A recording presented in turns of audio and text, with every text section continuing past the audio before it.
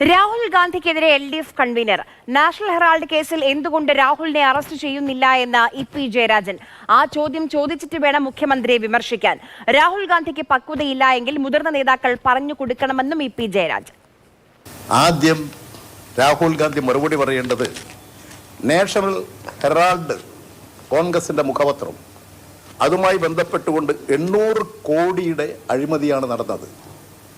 എന്താ രാഹുൽ ഗാന്ധിയെ അറസ്റ്റ് ചെയ്യാത്തത്? രാഹുൽ ഗാന്ധി തന്നെ സ്വയമേക ചോദിച്ചു നോക്ക്. ഇവിടെ വന്ന് പറയുന്നത് പിണറായി വിജയനെ, കേരളത്തിൻ്റെ മുഖ്യമന്ത്രിയെ എന്തുകൊണ്ട് ചോദ്യം ചെയ്യാനും അറസ്റ്റ് ചെയ്യാനും വരുന്നില്ലെന്നാണ്. എന്തടിസ്ഥാനത്തിലാണ് പിണറായി വിജയനെ അറസ്റ്റ് ചെയ്യേണ്ടത്? ഒരു കാര്യം, രാഹുൽ ഗാന്ധിക്ക് പക്വതയില്ലെങ്കിൽ കോൺഗ്രസിനകത്തുള്ള അറിവുള്ള അനുഭവസ്ഥരായ നേതാക്കൾ ഉപദേശിച്ചു കൊടുക്കണം.